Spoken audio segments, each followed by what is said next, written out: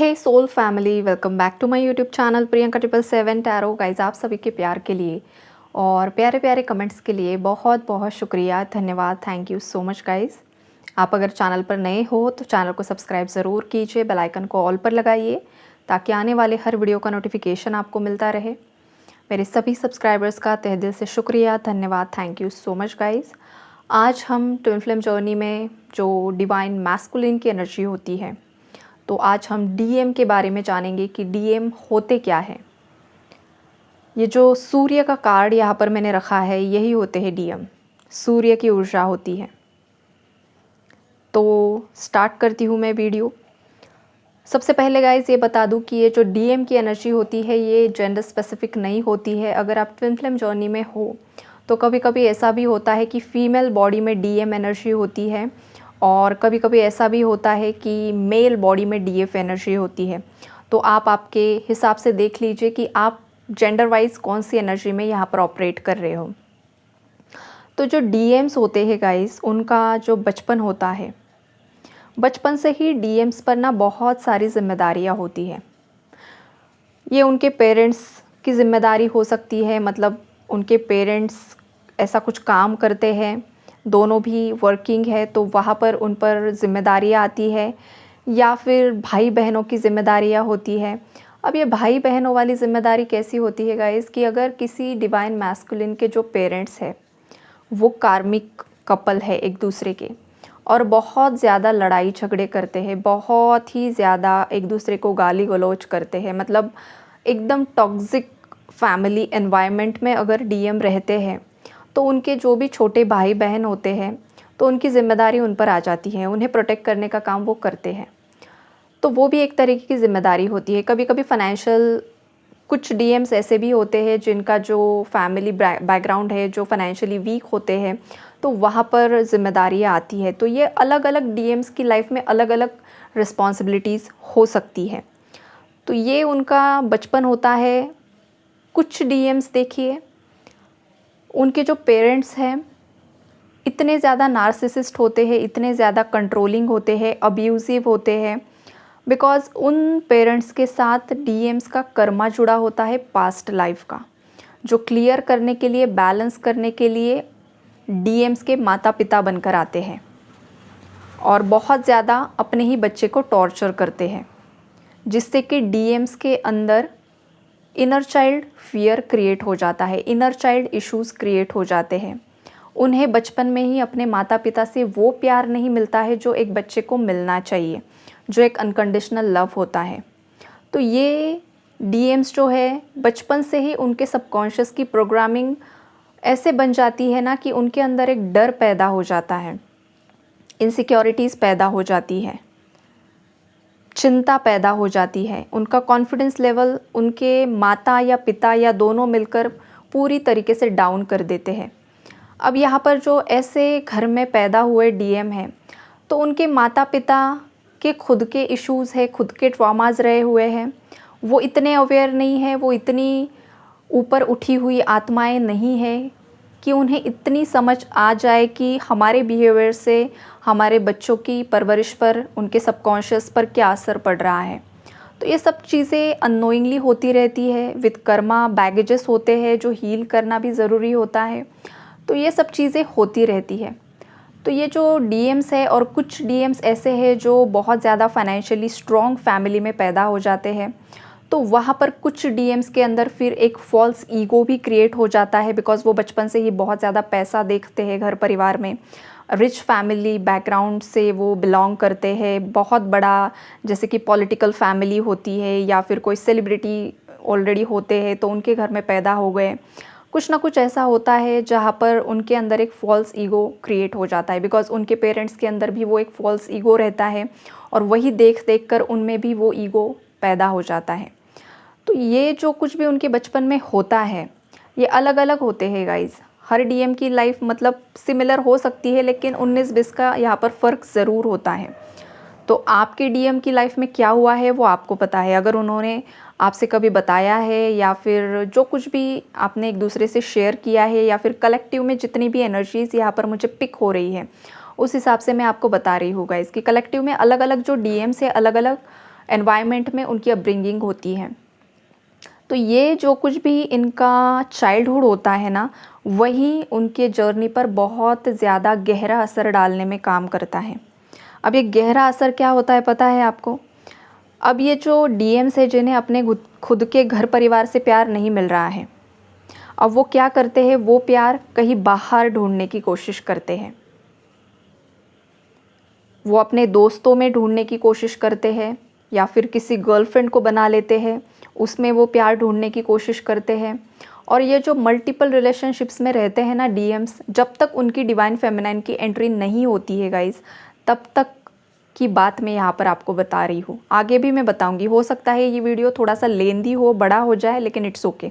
अगर आप सच में ट्विन फ्लेम जर्नी में हो तो आप ज़रूर सुनोगे, और अगर नहीं हो तो छोड़ दोगे। तो ये आपको बता दूँ गाइस, तो ये प्यार के चक्कर में ना भटकते रहते हैं डीएम्स बाहर, क्योंकि उन्हें घर में प्यार नहीं मिल रहा है, घर में टॉर्चर होता है, घर में अब्यूज़ होता है, घर में उन्हें नीचा दिखाया जाता है। तो इस वजह से उनके अंदर बहुत ज़्यादा, जो मैंने पहले भी आपको बताया है, इनर चाइल्ड इश्यूज़ क्रिएट हो जाते हैं, ट्रॉमास क्रिएट हो जाते हैं। मदर टॉक्सिक है तो मदर वुंड्स क्रिएट हो जाते हैं, फादर टॉक्सिक है तो फादर वुंड्स क्रिएट हो जाते हैं। अगर घर परिवार के बाकी रिलेटिव्स ने टॉर्चर किया है तो वो भी एक इनर चाइल्ड फियर बन जाता है। तो ये जो चीज़ें हैं, ये छुपाने के लिए डीएम्स बाहर प्यार ढूंढना शुरू कर देते हैं। और होता क्या है, जो डीएम की रियल क्वालिटीज़ होती है, जो रियल डीएम होता है, वो बहुत ज़्यादा लविंग होता है, केयरिंग होता है, नर्चरिंग होता है। उसके जो कम्युनिकेशन स्किल्स है वो बहुत अच्छे होते हैं, बहुत ज़्यादा हेल्पिंग नेचर होता है। और ये ना उसका मतलब एक, जैसे कि एक नेचुरल क्वालिटीज़ होती है उसकी। तो वो जब बाहर जाता है, बाहर निकलता है, तो समटाइम्स वो स्टार्टिंग में तो अपने आप को बहुत ज़्यादा छुपाने की कोशिश करता है समाज से, सोसाइटी से। एक अलग ही तरीके की इनसिक्योरिटी उसके अंदर पैदा हो जाती है। लेकिन जितने भी दोस्त उसके करीब आ जाते हैं, जितनी भी खास करके फ़ीमेल फ्रेंड्स उसके करीब आती है, तो जब उनसे वो बातें करता है, अपने मेल फ्रेंड्स से जब बातें करता है, फ़ीमेल फ्रेंड से, तो उन्हें वो एक अपना सा लगने लगता है, बहुत ज़्यादा ट्रस्टवर्दी लगने लगता है डीएम। और धीरे धीरे क्या होता है ना, कि कोई भी फीमेल होगा, हर फीमेल को अपना पार्टनर ऐसा चाहिए होता है ना, जो उसे पैम्पर करे, बच्चे की जैसे प्यार करे, उसकी हर एक भावना को समझने की कोशिश करे।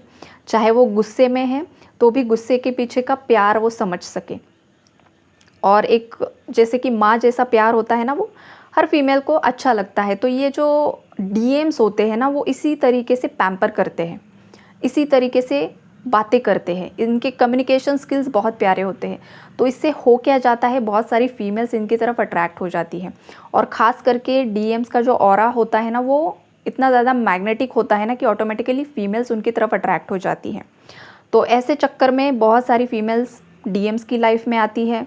डीएम कुछ फीमेल्स के साथ रिलेशनशिप में चले जाते हैं, और जब भी वो किसी फीमेल के साथ रिलेशनशिप में जाते हैं, तो वो उस फीमेल से हमेशा माँ का प्यार चाहते हैं। जैसे कि एक मदर का अनकंडीशनल लव होता है, बिकॉज़ उनके माता पिता से उन्हें प्यार नहीं मिला है, इसलिए वो बाहर प्यार की खोज कर रहे हैं। अब हो क्या जाता है, जो भी फीमेल उनकी लाइफ में आती है, जो उनकी रियल डीएफ नहीं है, वो उन्हें वो माँ का प्यार नहीं दे पाती है। वो बस एक इल्यूजन क्रिएट करती है उनके सराउंडिंग में, एक माया जाल बिछा देती है, कि जैसे वो उन्हें बहुत ज़्यादा प्रेम करती है, बहुत ज़्यादा, मतलब वही उसे चाहिए, और बहुत ज़्यादा डिज़ायर्ड बेस्ड ये कनेक्शन होता है। तो स्टार्टिंग में डीएम को अच्छा लगता है, लेकिन धीरे धीरे जब ये रिलेशनशिप टॉक्सिक होने लगता है, और जिस फीमेल के साथ वो कनेक्शन में होते हैं, उससे वो प्यार जैसी ममता उन्हें नहीं मिलती है, तो होता क्या है, वो कनेक्शन टॉक्सिक बन जाता है। और धीरे धीरे डीएम्स को समझ में आ जाता है कि जिस फीमेल के साथ मैं कनेक्शन में हूँ, वो मेरे साथ लॉयल नहीं है, या तो वो ऑलरेडी मल्टीपल रिलेशनशिप्स में है, या तो वो फीमेल आपके डीएम की एनर्जी से मैच नहीं करती है। फिर होता क्या है, वो कनेक्शन टूट जाता है, कोई और दूसरी फीमेल आती है, तीसरी फीमेल आती है। तो ये डीएम्स के लाइफ में डीएफ के आने से पहले उनके 1, 2, 3 जितने भी चाहे रिलेशनशिप्स रह चुके होते हैं, लेकिन जो सुकून उन्हें चाहिए होता है ना, वो उन्हें कभी भी नहीं मिलता है। अब यहाँ पर होता क्या है, जब उनके जो भी ये प्यार ढूंढने की तलाश में वो चल रहे हैं, प्यार की तलाश में, जो मल्टीपल रिलेशनशिप्स क्रिएट कर लेते हैं, जो प्यार उन्हें नहीं मिलता है। फिर जब डिवाइन टाइमिंग आता है तो होता क्या है, जो भी उनकी कार्मिक गर्लफ्रेंड्स रह चुकी है, जिनके भी साथ उनका पास्ट लाइफ का कर्मा बैगेज भी था, जो बैलेंस भी होना बाकी था और उन्हें लेसन मिलने भी बाकी थे, वो अब ऐसा होता है कि वो एंड हो जाता है। और जब वो एंड हो जाता है तो एग्जैक्टली डिवाइन टाइमिंग पर डीएफ की एंट्री उनकी लाइफ में होती है।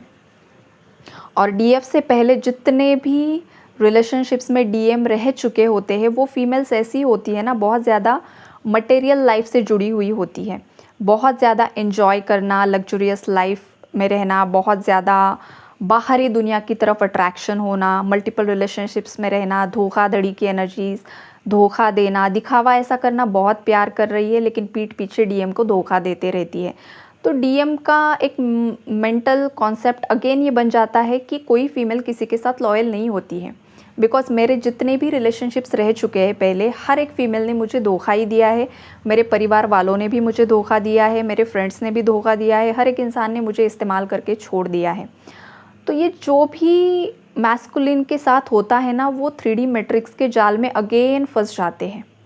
और जब डीएफ उनकी लाइफ में आती है तो डीएफ इतनी ज़्यादा प्योर एनर्जी होती है, इतनी ज़्यादा लॉयल एनर्जी होती है, बिकॉज़ वो खुद उनकी शक्ति होती है। तो स्टार्टिंग में जब भी डीएम और डीएफ एक दूसरे से मिलते हैं, जिसे कुछ लोग हनीमून फेज़ बोलते हैं, कुछ लोग बबल फेज़ बोलते हैं, तो ये जो बबल फेज़ होता है ना, ये बिल्कुल फेरी टेल्स के जैसे होता है गाइस।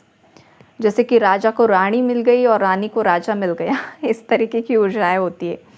जैसे कि बहुत, मतलब जैसे कि मूवीज़ में हम देखते हैं ना, जब हीरो और हीरोइन मिलते हैं तो कैसे गाने शुरू हो जाते हैं, गाना बजाना शुरू हो जाता है, रेनबोज़ आ जाते हैं, फ्लावर्स खिल जाते हैं, बारिश आ जाती है एग्जैक्टली वही होता है ट्विन फ्लेम्स का बबल फेज़, जब ये दोनों मिलते हैं एक दूसरे से।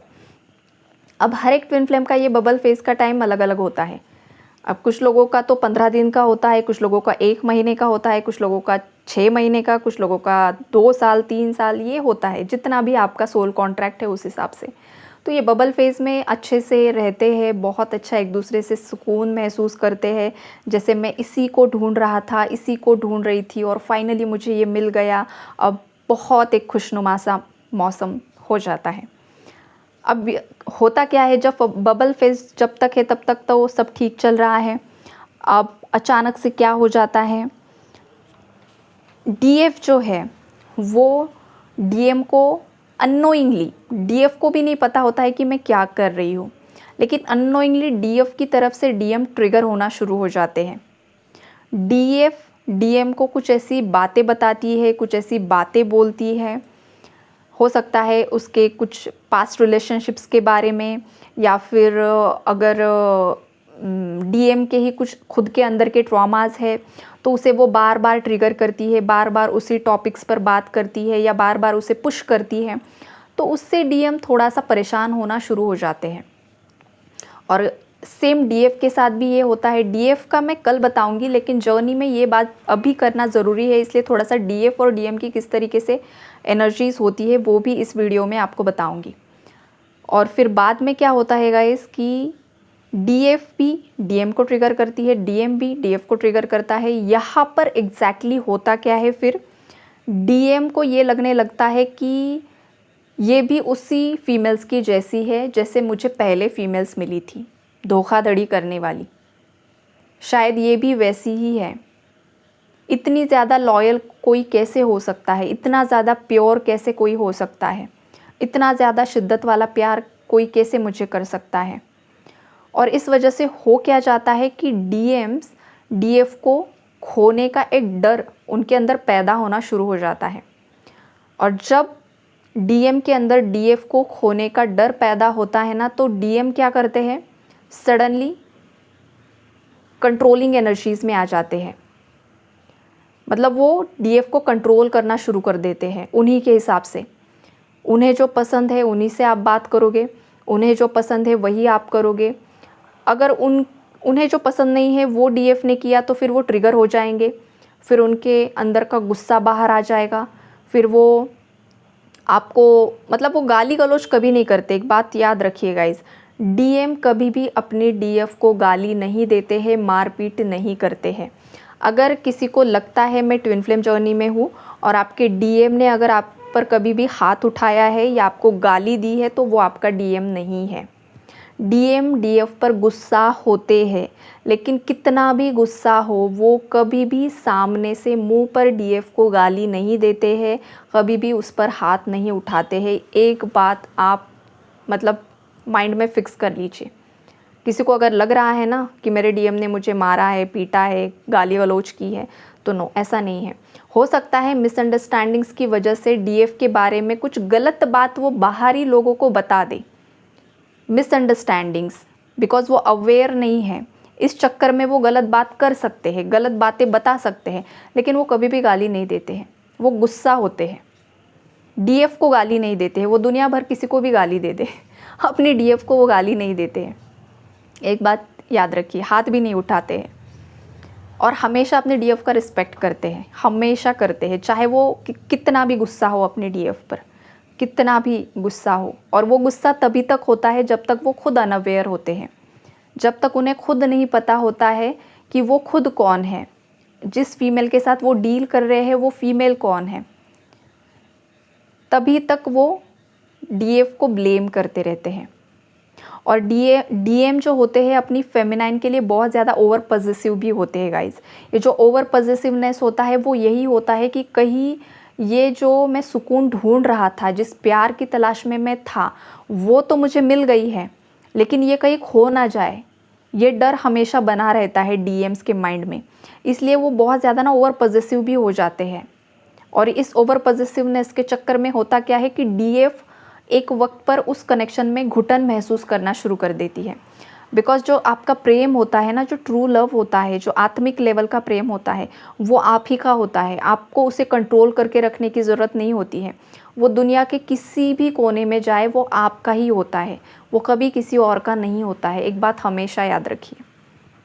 और दूसरी बात गाइस, यहाँ पर जो मैंने डीएम्स के बारे में बताया था, मल्टीपल रिलेशनशिप्स के बारे में, बहुत मतलब एक मिसकंसेप्शंस है डीएम्स के बारे में। देखिए, डिवाइन फेमिनाइन की एंट्री के पहले हो सकता है उनके मल्टीपल रिलेशनशिप्स रह चुके हैं या एक किसी फीमेल के साथ उनका रिलेशनशिप रह चुका है। लेकिन जब डीएफ की एंट्री होती है, डीएफ की एंट्री के बाद अगर किसी डीएम का किसी महिला के साथ, खास करके मैरिड कपल्स का नहीं गाइज, यहाँ पर भी एक अलग ही मचा हुआ है, वो तो मैं अलग एक्सप्लेन करूँगी।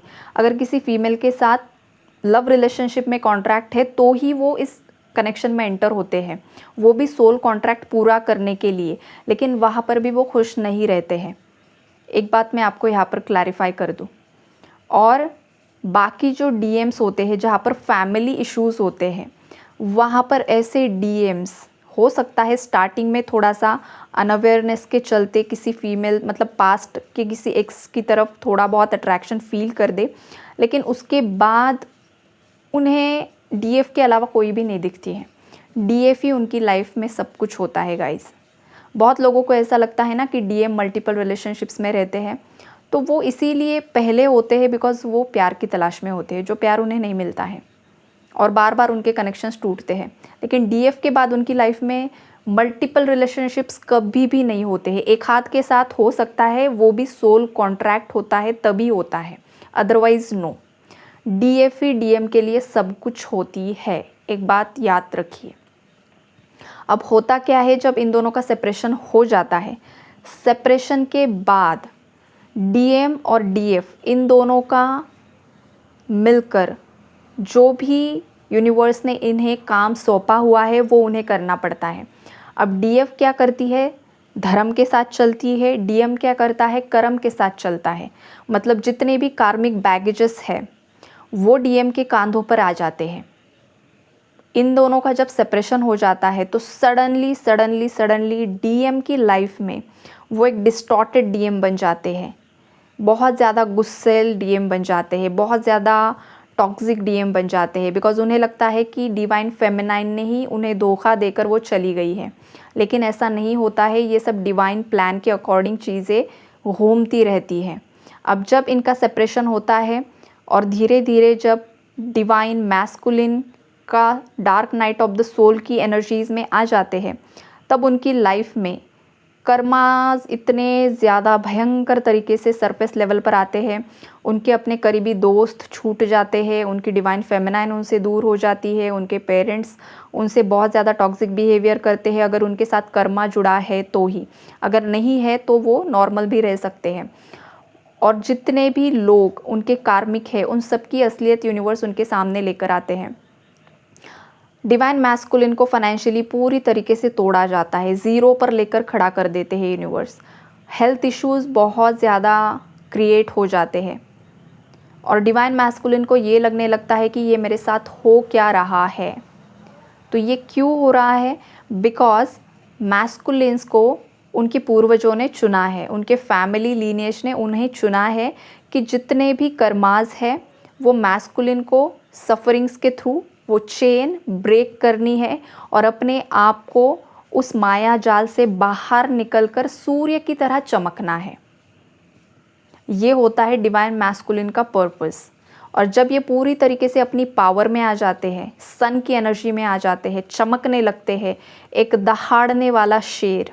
आपने सिम्बा मूवी देखी है ना गाइस? तो वो जो जंगल का राजा है, किस तरीके से अपनी प्रजा को हैंडल करता है, पूरी तरीके से जस्टिस के साथ, किस तरीके से अपने डीएफ को प्यार करता है, लॉयल जेन्युइन प्रेम, दोनों का जो प्यार दिखाया गया है, मतलब वो जो जर्नी है, वो जैसे कि मुझे वो मूवी एक ट्विन फ्लेम जर्नी ही लगती है गाइस, सीरियसली। और बहुत ज़्यादा वही कॉन्सेप्ट और वही सब चीज़ें उसमें दिखाई गई हैं। तो देखिए यहाँ पर जो डीएम्स होते हैं उन्हें पूरी तरीके से तोड़ा जाता है और फिर से जोड़ा जाता है। तो ये होते हैं डीएम्स। अब यहाँ पर होता क्या है, जब सेपरेशन में जाते हैं तो वो डीएम्स डिवाइन फेमिनाइन को बहुत ज़्यादा ट्रिगर करते हैं। तो डिवाइन फेमिनाइन को ऐसा लगने लगता है कि ये जो पर्सन है ना, मुझे इतना ज़्यादा ट्रिगर कर रहा है, मुझ पे इतना ज़्यादा गुस्सा कर रहा है, मुझ पर डाउट्स कर रहा है, मुझे मतलब मुझसे दूर क्यों भाग रहा है, सडनली विदाउट एनी रीज़न मुझे घोस्ट करके क्यों भाग रहा है। तो वो इसीलिए भागते हैं गाइस, ताकि वो आपको, आपकी आत्मा को अवेकन कर सके। और जब आपको उनसे अलग कर दिया जाता है डीएफ्स को, तो उस फेज़ में डीएम को भी पता नहीं चलता है कि वो क्यों इससे भाग रहे हैं, और दोनों भी एक अलग ही दुनिया में फंस जाते हैं। स्टार्टिंग में तो दोनों को समझ में ही नहीं आता है कि हमारे साथ हो क्या रहा है भाई। इतना सब कुछ अच्छा चल रहा था, बॉन्ड इतना अच्छा था दोनों के बीच में सब कुछ, और अचानक से क्या हो गया। तो ये इसीलिए होता है ताकि दोनों की भी अवेकनिंग हो सके। अब जब स्टार्टिंग में फेमिनाइन को अलग कर दिया जाता है तो फेमिनाइन की अवेकनिंग स्टार्ट होती है, फेमिनाइन अवेकन होती है।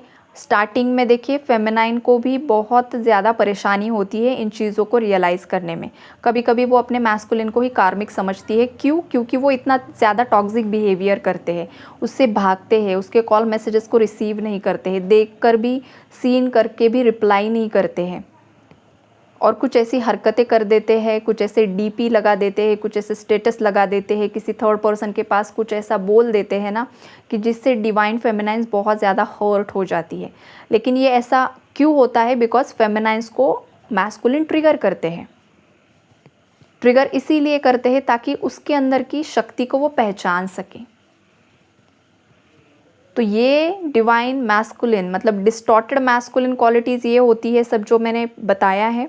लेकिन जब वो डिवाइन मैस्कुलिन में परिवर्तित होते हैं गाइस, उससे प्यारा बंदा आपको इस पृथ्वी पर नहीं मिलेगा आपके मैस्कुलिन के अलावा।